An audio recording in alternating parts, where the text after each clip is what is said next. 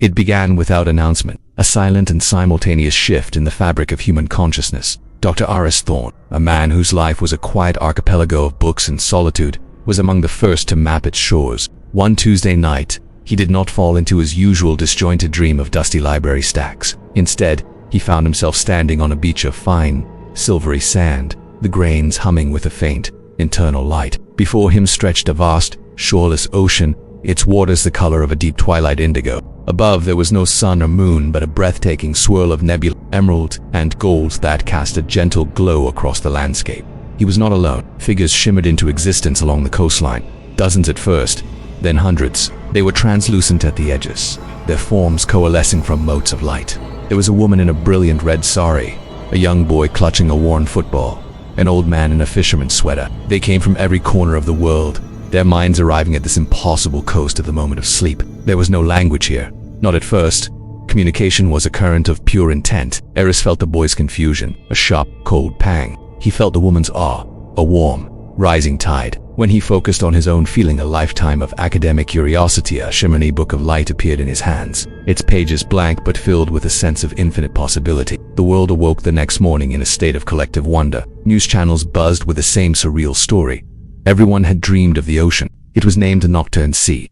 In the days and weeks that followed, humanity explored its new, shared subconscious. It was a realm of pure creation. A musician's mind could summon a symphony that manifested as dancing ribbons of color in the sky. A chef could conjure the taste of a perfect meal as a warm, savory mist that drifted along the shore. People learned to build. At first, their creations were fleeting sandcastles of memory that the tide of collective thought would gently wash away. But soon, they learned to anchor their thoughts, to collaborate. Small islands began to form offshore, coalescing around shared ideas and emotions. An island of serene contemplation for the philosophers, a chaotic, vibrant atoll for the artists, a somber reef made of humanity's collective grief, where people could visit shimmering ethereal echoes of their lost loved ones. Aris spent his nights on the shore, observing. He saw humanity at its most raw and beautiful, a global community forged in the quiet intimacy of sleep. He had never felt less alone. Yet, as he watched a group of figures learning to solidify the indigo water into tangible structures, a cold thread of apprehension wound its way through it. Where there is creation, he knew, there is eventually the desire for control.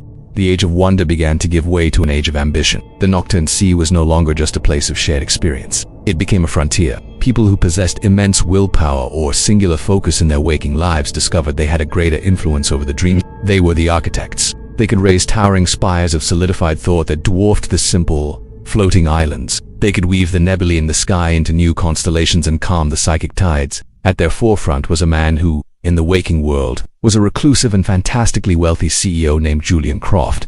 In the Nocturne Sea, he was a king. Croft's island was not a simple landmass. It was a perfectly symmetrical, multi-leveled city of polished obsidian and captured light, which he named Somnus. It was a testament to order and control. He and his followers, who called themselves Somnot, promised to bring structure to the beautiful chaos of the shared dream. They argued that the Nocturne Sea was too volatile, too susceptible to the whims of errant thoughts. Nightmares, once private, could now bleed into one another, creating pockets of fear and distress along the shore. The Somnarchs offered safety within the walls of their controlled districts. They built harbors to contain the tides and erected psychic barriers to keep out stray anxieties. Many flocked to them. The promise of a safe, curated dream was a powerful lure. Within Somnus, the experience was pristine. There were no sudden waves of sadness, no jarring flashes of another's fear. It was peaceful, beautiful, and sterile. Aris visited once, his curiosity getting the better of him. He walked the clean, silent streets of Croft's creation and felt a profound emptiness. This wasn't a shared consciousness, it was a censored one. The raw, beautiful, and sometimes painful mess of humanity had been paved over with cold, hard logic. He began to notice a subtle change in the sea. The colors of the nebulae seemed less vibrant outside the protected zones. The shorelines felt wilder, more dangerous. The architects were not just building their own paradise. They were siphoning the very energy of the dreamscape to do it. The free, collaborative communities on the outer islands began to struggle, their creations becoming harder to sustain. As Somnus grew, Croft wasn't just building a city, he was building an empire, and the price of his order was the freedom of the dream itself. Aris returned to his quiet stretch of shoreline and looked out at the darkening ocean. He felt a new emotion ripple through the collective consciousness, one he hadn't felt there before. Not the fleeting fear of a bad dream, but a deep, existential dread. The ocean was being enclosed, and its inhabitants were slowly being forced to choose a side.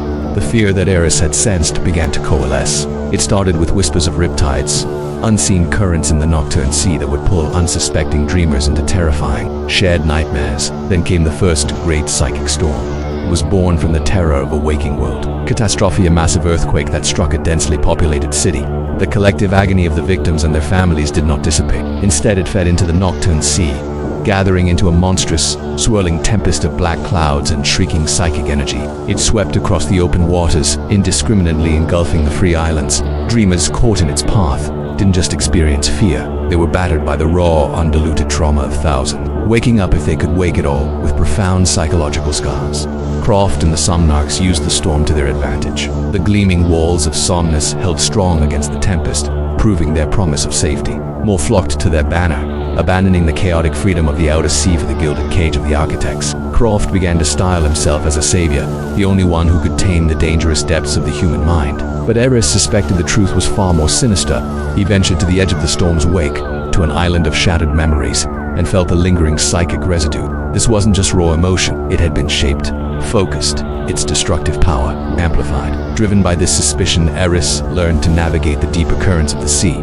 He found that beneath the shimmering surface lay a darker, colder abyss, the subconscious of the subconscious. This was where humanity's primal fears, its forgotten traumas, and its darkest impulses swirled in a lightless depth. And it was here he found the Somnarchs, not as kings in their shining city, but as shadowy figures tending to dark, pulsing cores of negative energy. They weren't just protecting themselves from the storms, they were learning to harness them, to cultivate and weaponize humanity's pain. Their goal was not merely to rule the dream world. By controlling the very source of fear and desire in the Nocturne Sea, they could influence the waking world's subconscious, shaping opinions, creating strife, and guiding society from the shadows of sleep. They were on the verge of becoming the silent, unseen gods of both realms. Aris fled the abyss, the cold knowledge chilling him to his core. The war for the soul of humanity would not be fought in the light, but in the deepest, darkest waters of its own mind. The line between the two worlds began to dissolve. The Nocturne Sea, once a temporary escape, became a permanent destination for many. This mass psychological migration led to a chilling phenomenon in the waking world known as the Fade. People who spent too much time in the vibrant, hyperreal dreamscape began to lose their connection to their physical selves. They would sit in chairs, eyes open but vacant, their bodies sustained by four drips, while their minds roamed the shores of the shared dream. Cities fell quiet, economies crumbled, and a tangible world started to feel like a pale, gray imitation of the one in which humanity now truly lived. The Fade became Croft's most powerful recruitment tool. He no longer offered just a safe dream, he offered a better reality. From his throne in Somnus, he broadcasted a simple, seductive message. Why cling to a dying world of flesh and decay? Here we are immortal, here we are gods. Let the old world go, embrace the eternal dream. Millions accepted his offer, willingly succumbing to the Fade, becoming permanent residents of his pristine, controlled city, and in doing so, surrendering their waking world influence to his will. Aris, witnessing the decay of his own world, knew he had to act. He was no architect, no warrior. He was a librarian, but he possessed a unique skill, the ability to find patterns, to navigate the currents of information. He gathered a small, disparate group of allies he met on the free shores, a rebellious artist who could paint with emotions, a disillusioned Somnarch engineer who knew the inner workings of Somnus, and an old woman whose dreams were quiet but incredibly deep and stable. Together they formed a resistance, their goal not to defeat Croft with psychic force, but to find a way to sever the connection, to give humanity back its privacy and its world. Their quest led them through the most dangerous parts of the Nocturne Sea.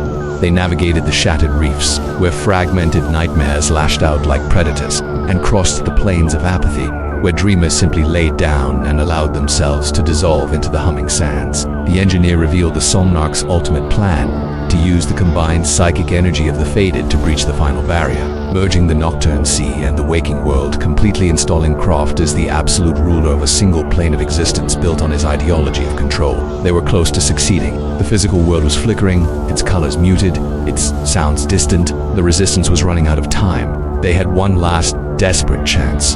A journey to the very bottom of the sea, to a place the engineer called the core, the singularity from which the shared dream had first sprung. It was a place of unimaginable power, and to reach it was to risk complete psychic annihilation. The journey to the core was a descent into pure abstraction. Space and time dissolved, and the dreamers were stripped of their forms, becoming mere points of consciousness adrift in an ocean of raw potential. Here, at the singularity of the human mind, they found Croft. He was no longer a man, but a vast, crystalline intelligence woven into the very fabric of the core. preparing to execute the final merger of worlds. A confrontation of force was impossible.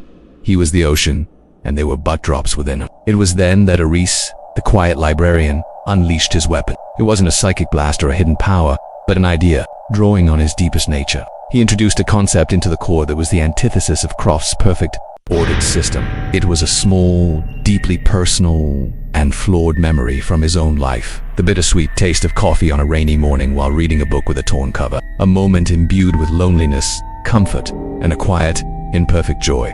The memory was a seed of pure, unadulterated individuality. The artist in their group seized the feeling, painting it across the core not as a perfect image, but as a messy, beautiful, and emotionally complex tapestry. The old woman anchored it with her deep, unwavering sense of self, a lifetime of private sorrows and triumphs. The concept spread like a virus through the unified consciousness, the beauty of imperfection, the sanctity of a private thought, the profound value of a singular, unique experience. The core, built on a foundation of shared universal data, could not process it. The perfect system fractured. Croft's crystalline structure cracked, unable to contain the infinite, chaotic variety of true individuality. A chain reaction began, a great awakening that rippled from the core to the shores of the Nocturne Sea. The shared ocean began to recede, the land masses of thought dissolving, the universal connection frayed, pulling apart, separating consciousness back into its constituent parts. Dreamers were gently expelled, sent tumbling back into the quiet, private confines of their own minds. The grand, collective experiment was over. Aris awoke with a gasp. He was in his bed. Sunlight, real and warm, streamed through his window. The air was filled with the familiar scent of old paper and dust. He listened. For the first time in years, the low hum of the collective consciousness was gone. There was only silence. He was completely, utterly alone in his head. A profound sense of loss washed over him, the loss of a world, of a connection that had defined humanity. But beneath it was another feeling, one that rose slowly and steadily. A quiet, immense, and powerful relief. He had his world back, he had himself back, and in the silent, sovereign nation of his own mind, he was finally free.